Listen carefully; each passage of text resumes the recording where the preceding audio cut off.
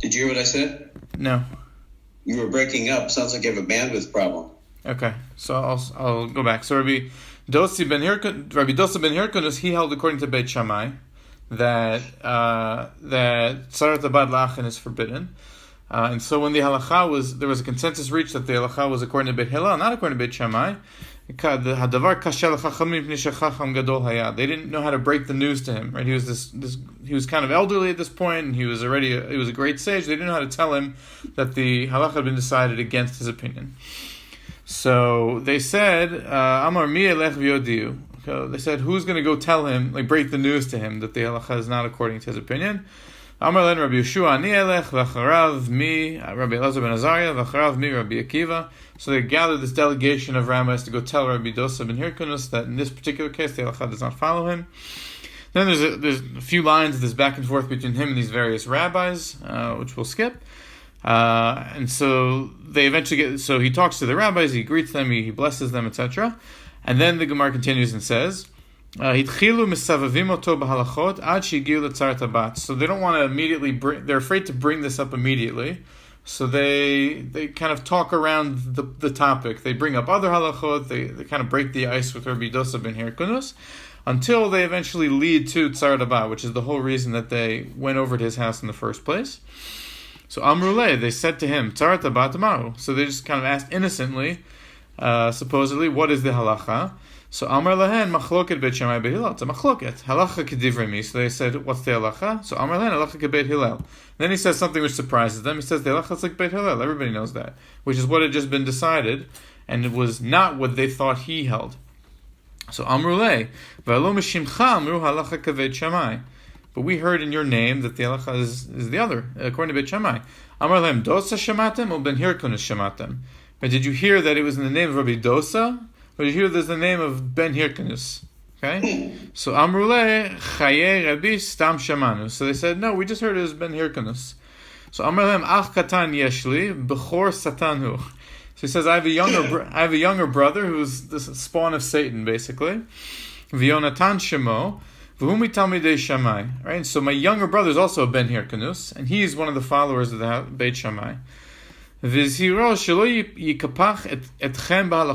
careful not to start talking if you go talk to him, be careful not to open a dialogue around halacha with him. Because he has 300 arguments for why Beit Shammai is correct in this case, and why really that the halacha kebeit Hillel is not correct. But then Rabbi Dosa ben Hirkonus, who himself holds kebeit Hillel, says the following. אבל מעיד אני עלי שמים וארץ, שעל מדוכה זו ישב חגי הנביא, ואמר 3 דברים. צרת הבת אסורה, עמון ומואב מעשרי עני, בשביעית, ומקבלים גרים מן הקרדויים ומן התרמודים. So he says, Rabbi Dosa ben Hirkonus says, but I call as my witness the heavens and the earth, that on this medokha, which is on this stool, or on this rock, Hagai Hanavi himself stood up, or sat, and said 3 things.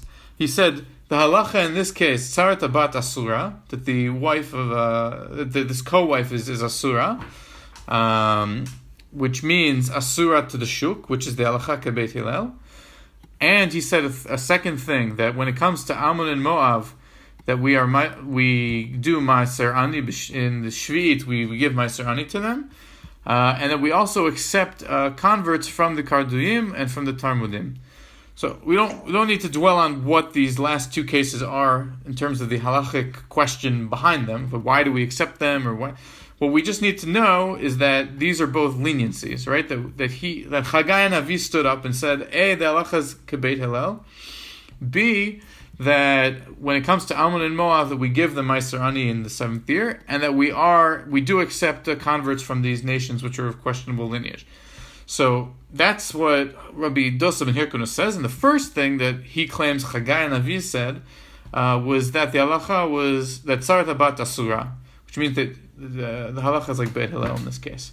So he kind of calls to the authority of Hagai and makes the statement to say that I even though my younger brother would bring 300 arguments to the contrary, I have a tradition that what was just established as the halacha of Beit Hillel is true even from the days of Hagai and Navi. So that's the story in the Gemara. It's an interesting story because there's plenty of halachic debates and conversations and machlokot that get resolved, but there's something more here that's going on, right? There's a charged aspect to this back and forth between Rabbi Dosa and the rabbis. So I'd like to look at the Iyun Yaakov's analysis of this story. In particular, he takes issue with the last few sentences that we saw. So we'll read it inside, and then we'll kind of break down his argument. So the Iyun Yaakov, we'll zoom in here because I had to screenshot it. So he says as follows: Aval mi'idani alai shamim va'aretz sham meducha zu yashav Hagai הנביא ואמר gimel dvarim v'chu v'chu. He quotes what Rabbi Dosa ben Hirkunus says.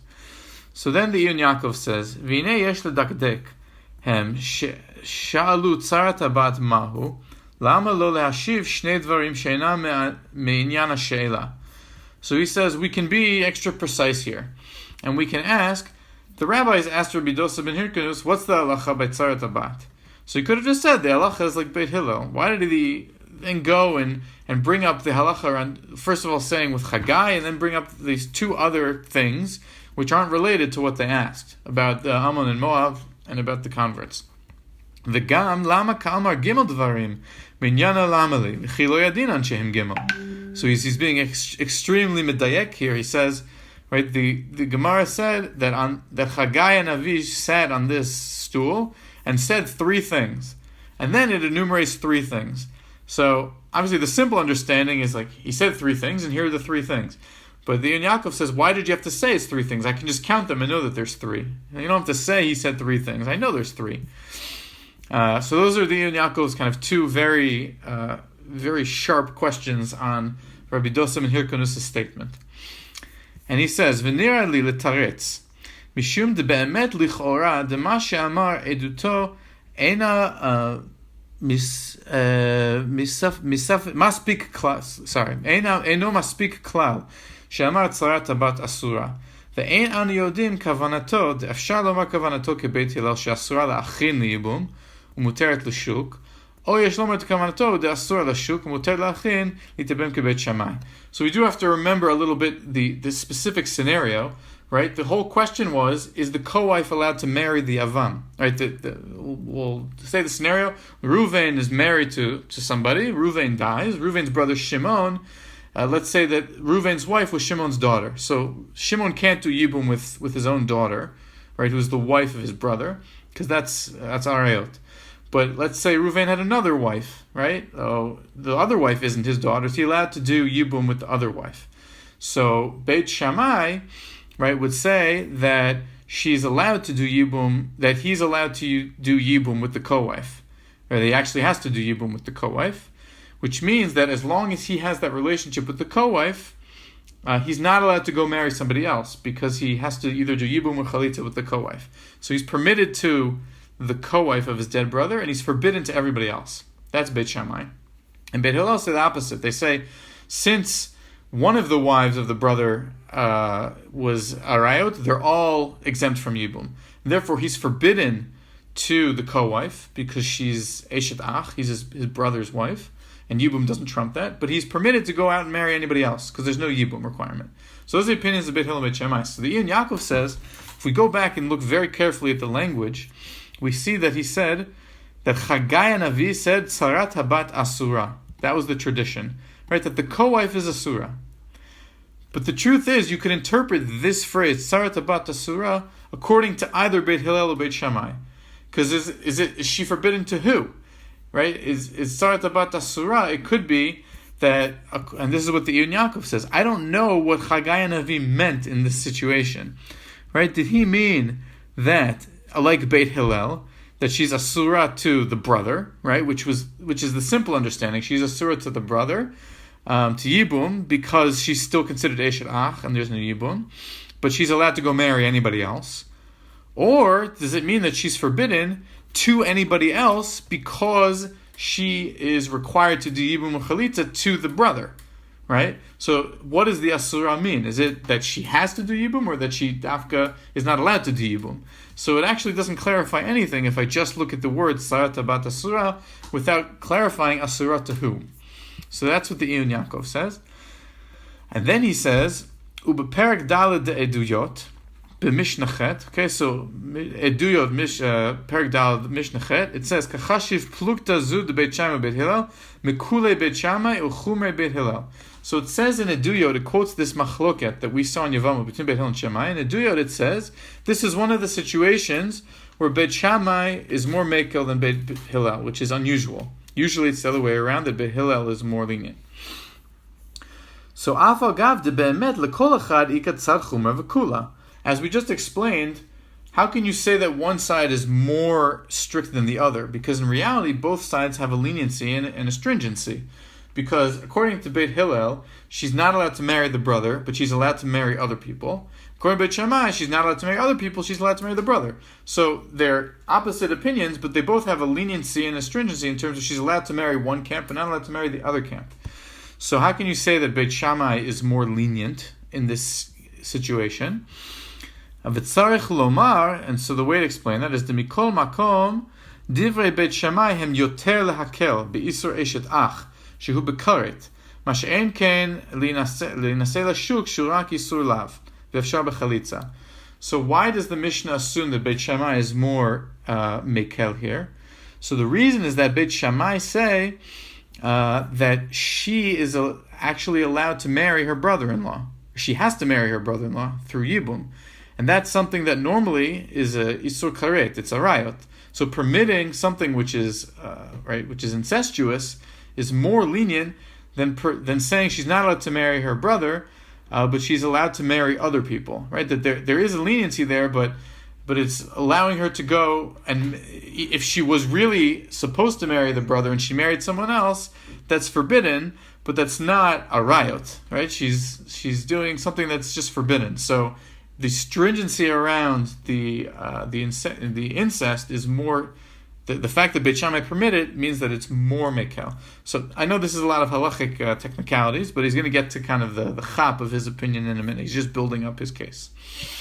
So that's all the context. So far we've established that first of all, you can say when Hagai Navi said Tzarat Bat Asura, it's not clear if it's Beit Hillel or Beit Shammai. But what is clear is that Beit Shammai is the more lenient opinion in this scenario, and Beit Hillel is more stringent. Okay? Then he continues and he says, V'ita b'shas de'avodah zara, perek daf lamed zayin amud aleph. There's a Gemara in Masechet Avodah Zarah, daf lamed zayin amud aleph. So first let's read it inside. I brought it here. The Gemara says as follows. Okay, Mistamech ve'azil Rabbi Yehuda Nesi'ah, akatfe de Rabbi Simlai. Okay, so Rabbi Yehuda HaNasi, who is obviously Rebbe, the author of the Mishnah, that he was leaning on the shoulder of Rabbi Simlai. He was already old and he couldn't walk so much on his own, so Rabbi Simlai was, like the next generation, was supporting him and they were walking together. Okay, Amar le Simlai, lo yita emesh bebeit midrash k'sheitarnu et hashemen. So they're talking. So Rabbi Yehuda says to Rabbi Simlai, weren't you yesterday in the Beit Midrash when they were matir the shemen? Doesn't matter what specifically the reference was, but weren't you in the Beit Midrash when they were matir something, when they allowed for something that was up for debate? So Amar lo bi'amenu tatir afet apat. So he said to him, Bimino tatir afet apat, and he said to him, and also we want to permit bread. The particular question that was being raised there. So Rabbi Yehuda Nasi said back to him, Amar lo imkein karulan beit din sharia. If you also permit that, then you'll be called a beit din sharia, like a beit din that permits, in a derogatory sense, right? You'll be called like this lenient beit din that just lets everything go, that says yes to everything. Ditnan, right? We taught in a Mishnah,Heid Rabbi Yossi ben Yoezer ish tzoreda, al ayil kamtza d'chein, Val mashke beit matbachaya deken, val dikrav lemita misav, the karule Yosef Sharia. So they testified about Rabbi Yossi ben Yoezer, Ish Tzoida, who was one of the Zugot. He was, like, even before Hillel and Shammai, he was one of from the Bai Sheni times. So they testified about him that he permitted three things. He permitted this Ayil Kamtza, that he said yes, and the Mashke beit matbachaya, that he said yes, and that you're allowed to bring a certain sacrifice. He permitted three things in a row, and they called him Yosef Sharia. They said he's Yosef the permitter, in a derogatory sense, that he says yes to everything. So Rabbi Yehuda Hanassi says, how could they have gone and permitted the shemen and then the pat? Because then wouldn't that mean that you're considered there must have been also a third thing here that either I didn't copy in the Gemara properly or something, but basically saying that if you also permit the bread, then you're permitting a third thing, and then wouldn't you be called a Beit Din Sharia, just like Yosef ben Yoezer was called a Sharia, and that was something bad. So Amar Lei, so he said back to him, no, it's not the same, because Hatam Shara Tlat, Umar Shara Chada, V'i Shari Mar Chada Achriti, Akati Tartin Hu Dehavyan. Basically, that the reason why they called Yosef ben Yoezer a permitter was because he permitted three things all at once, in one sitting, right? He convened his court, his Beit Din, and he permitted this, and he permitted this, and he permitted this. So they adjourned that day, and they said he's Yosef Sharia, in like a derogatory sense. He just permits everything. But in our case, okay, yesterday they permitted one thing, and then maybe they'll have another discussion around permitting something else, a third thing, but we wouldn't be nervous that we're considered a permissive Beit Din, because it's in different like we adjourned in between. It's not all in one sitting, and you have to say that, right? Because otherwise, a Beit Din in its entire existence could never permit more than two things, or else risk being called a permissive Beit Din. So it must be that the derogatory nature of saying something is a permissive Beit Din is only when it's three things at once. And not spread out. If it's spread out over with things with rulings that are more stringent in between, then it's okay, because then it's more balanced. So that's the Gemara in Avodah Zarah, establishing that you can't, if you do three leniencies at once, that's considered something that's not good. You're not balancing it with being more stringent. So what does that have to do with what we were discussing? So the Iyun Yaakov comes and he says as follows. He says, Vita b'shas d'avodah zarah perek lamed zayin amal aleph mistamech v'az Rabbi Yehuda nesia akat feder Rabbi Simai and he brings the whole sugya there. He says, Amar lehatam shayat tlat ein sham b'daf lamed vav amal aleph b'tosfot dibur matchil asher lo yavchu. Okay, so im ken. So the Iyun Yaakov quotes that whole thing and he says, if this is the case, hayalim not od acheret shitir Rabbeinu Beit She'on Ayin Sham. Okay, that's still part of that sugya. Ube'emet efshar lechalek. And here we can be very precise and say, Dedavka imayta dvarim bizman karov kachashiv ma she'en ken berichuk zman en mitztarfin. So this is what we just said, that the Iyun Yaakov says the way to understand that discussion of Avodah Zarah is to say it's only a problem if the things are very close proximity to one another. If you rule things as being permissible one after the other in a short time span, that they're considered a lenient Beit Din. Masha'enken, which is not the case if there's if there's time in between the rulings, that they don't come together and consider, and it's not lenient because you've spaced them out and presumably you've had other rulings in between of stringency, and then it's not a problem. The Kain Katav Lahedya HaRambam Perik Bet Mihilchot Mamrim Din Chet. Okay, and that the Rambam says this explicitly, that's the explanation of this sugya. V'zel Shono V'chol Beitin Shehitir Shnei Dvarim Al Yemaher Le'atir Davar Shlishi. That the Rambam says that any court that has already permitted two things should not quickly permit a third. It doesn't mean they're not allowed to permit a third, but they should be careful not to permit a third thing, because they need to reflect as a court and make sure that they're not being too lenient in their rulings and make sure that they're ruling properly. Okay? So then the Iyun Yaakov ties it back to our original story of Rabbi Dosa ben Hirkanus and says as follows: V'im ken hachi ka'amar. This is how we have to understand what Rabbi Dosa ben Hirkanus said. So remember, he said, Al medוכה zu yashav Hagai הנביא. Right, in this place Hagai הנביא sat. Kilomar she'kol na'asa b'ma'amad echad. That it means that Hagai הנביא, the fact that he sat on this stool and said these three things, why did he specify and say these three things Hagai הנביא sat on this stool? That the emphasis there is to say that they were all said in one go, like in one ruling, in one sitting. And what did he say? Right? Ve'amar shlosha dvarim. He said three things.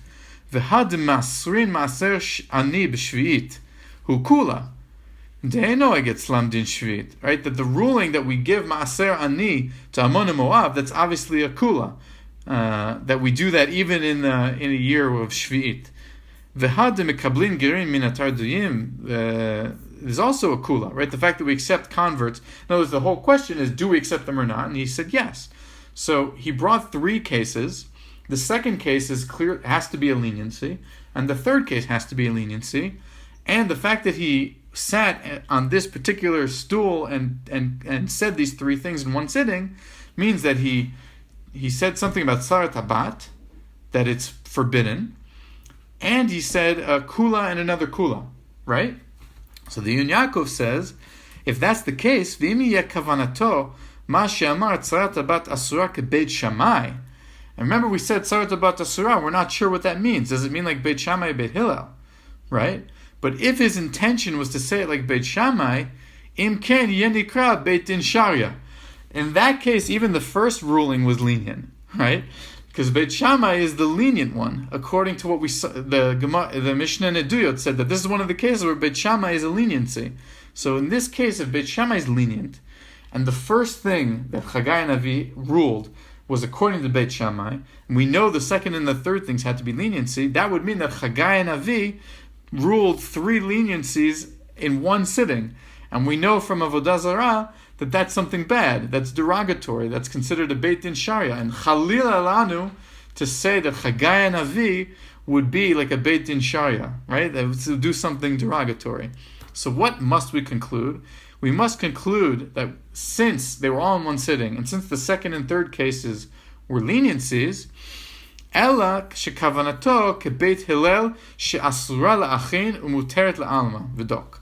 That we have to conclude that when Hagai and Navi sat and testified 3 things, that sarat habat asura is the first one, that even though it's not necessarily clear from the language if it's asura to the brother or asura to everybody else, but we have to say that this is halacha kebeit Hillel, because Beit Hillel in this case is more stringent. And so that's how we know that Tzarat Habat Asura is according to Beit Hillel, which we know is what Rabbi Dosa ben Hirkanus in this case is trying to prove. Because he's saying, my brother said the halacha is like Beit Shammai, but he's wrong. I testified that Hagai and Navi came and said la la la, and so it must be that halacha is Beit Hillel. So what the Yun Yaakov, I think rather brilliantly has done here, is he's shown that the whole idea behind why he has to come and say Hagai and Navi sat on this thing and said 3 things, and why do you have to specify 3 things? And can't I count that it's 3 things?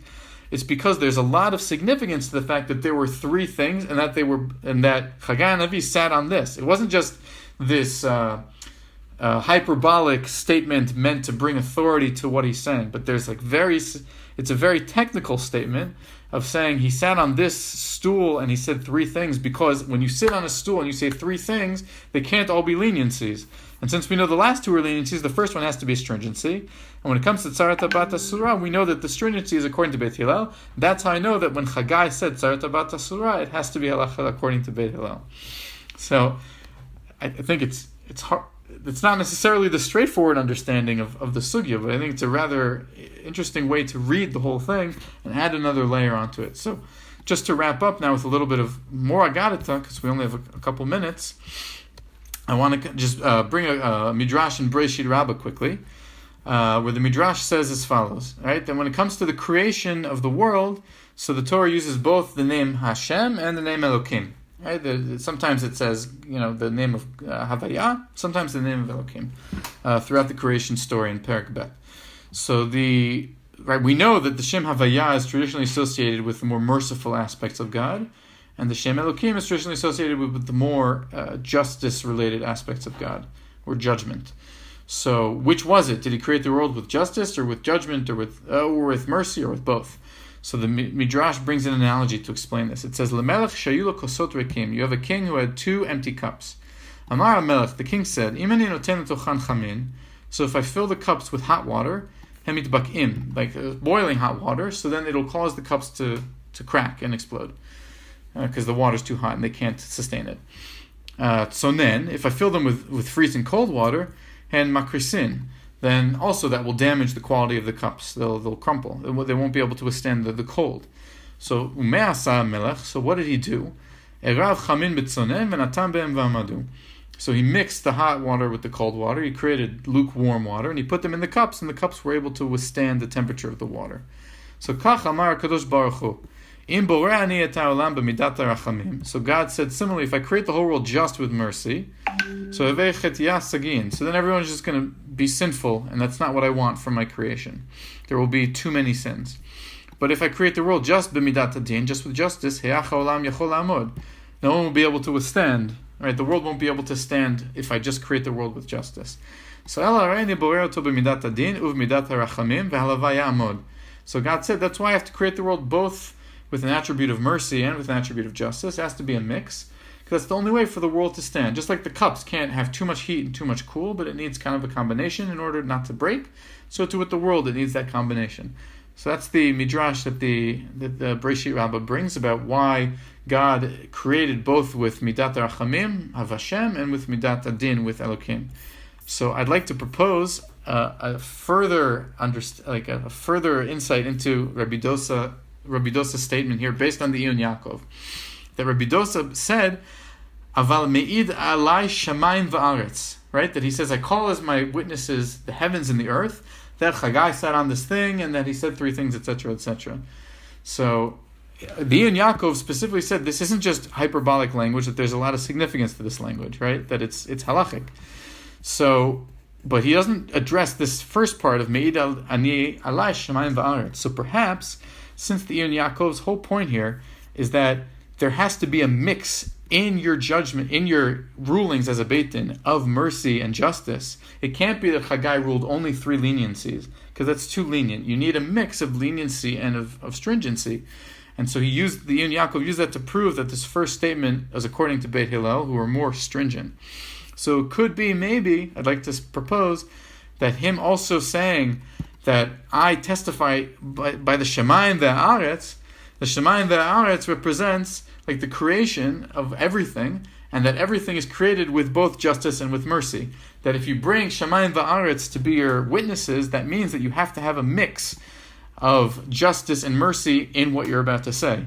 Because if you just had one or you just had the other,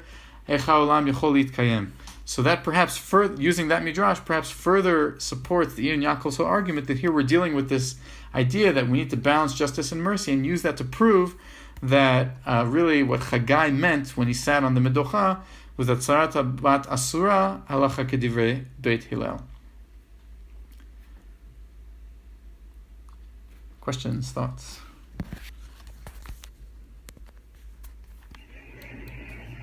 I wonder if based in today's so makbid on, or I mean again, so makbid on not having 3 heterim at the same sitting. Right.